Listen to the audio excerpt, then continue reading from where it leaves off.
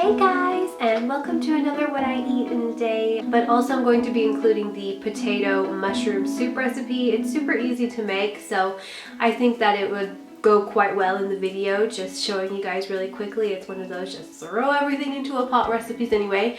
But anyways, right now it is breakfast and I am having a smoothie bowl actually with some toppings this morning instead of porridge. I'm feeling the need for some fresh food. In case you guys don't know, the girls were, well, there was like 2 days last week where it was German school holidays, and then the rest of the week the girls were sick, and then I got sick, but weirdly mine has been lingering for a while and it just seems to pop around in the evening.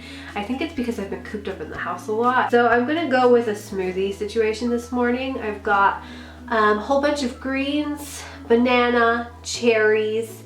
They're all frozen, the fruits, but the ones I'm gonna put on top are fresh. So some coconut milk also to help it blend. Smoothie is all nicely mixed. It's not a very pretty color thanks to the greens and the cherries mixed together. I'm going to be putting these roasted cacao coconut flakes, but then I decided first to go for the strawberries, it looks like. But yeah, those coconut flakes are so freaking good on top. It's a little bit like a granola, but it's gluten-free obviously because it's coconut and it's a good source of healthy fats. And then I'm gonna end with some kiwis. Alrighty guys, it is time for some lunch, and I was just watching Naturally Stephanie's What I Ate in a Day, and she has some really good like high protein meal ideas. I'll put like her link to this recipe in particular in the description box. She's like a vegan bulker. She does a lot of like lifting and stuff like that. But anyways, I am making the rice and tofu burgers that she just showed, I think just like a day ago or something like that.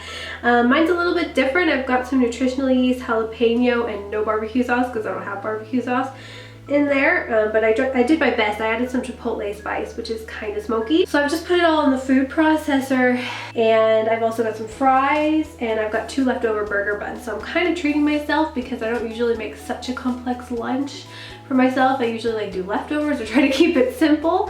But today I've actually just decided to do mostly computer work. Like the house could really use a good clean.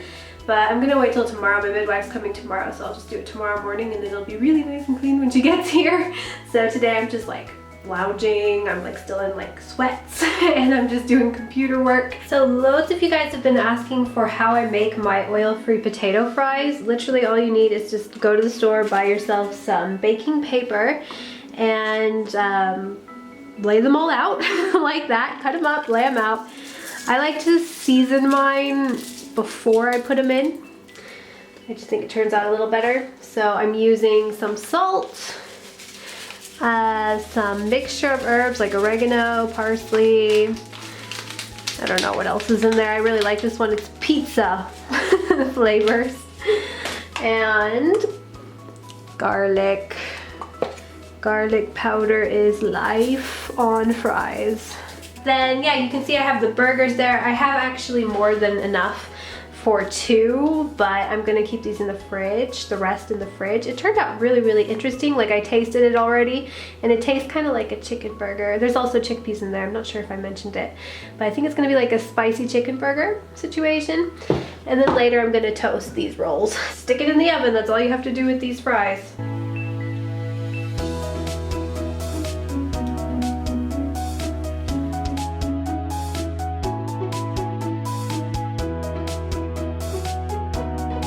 Alright guys, I can tell you what, these look amazing. Now let's do the taste test.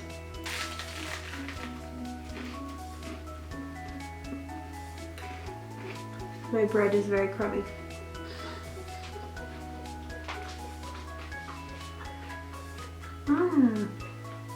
Very good. The moment we've all been waiting for, the soup recipe. So here's what you're gonna need. Potatoes, celery, mushrooms. Make sure you get the brown ones. They're way more flavorful. You're gonna want a good amount of onion, tomato sauce, good amount of your favorite herbs and spices, and I will put everything down below.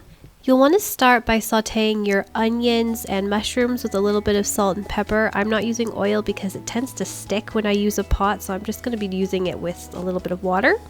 I'm cooking mine on a pretty high heat, and you just want to wait until the onions become translucent, the mushrooms have given away a little bit of their water and become tender, and there should be even a little bit of brown at the bottom of your pot. That's just from the caramelization of the onion. At that point, you just want to add a little bit more water so that things don't burn, and then you start adding your chopped potatoes. I like my potatoes to be kind of on the chunkier side for this, and then you just throw everything else in, really. Then it's just time to pour a lot of water over the top just so that the veggies are completely covered, or you can add a little bit more if you like yours more soupy. If you like it more stewy, you would want to add less water. Now, be aware that this is a very basic recipe. I didn't really have that much fresh food on hand, but I love adding kale especially to this, fresh kale. You can add carrots, anything. You could use veggie stock instead of water if you want it to be more flavorful, whatever you want.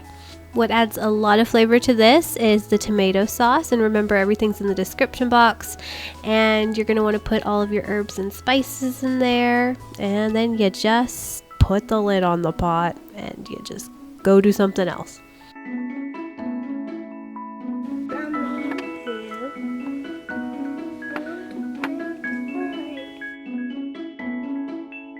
After at least 1 hour, but 2 hours is better, on medium to high heat, my soup is done, and I cooked up some bread. I didn't make this like all myself. It was like one of those packaged ones that I could just throw into the oven, and it tastes really good. It tastes like bakery bread. It's basically like pull apart worthy. It's very good. It's with olives inside. So sorry that the lighting is also really yellow. It's always really yellow in our house. Especially at night, so just a little bit of dippy dip action there. Hey guys, it's evening now. I apologize for the absolute terrible lighting always in my house in the evening. We just have like really yellow lights, I guess. But I made sweet potato brownies today, which I wanted to show you real quick. I'm gonna go in bed and read some of these. See you next time. Bye.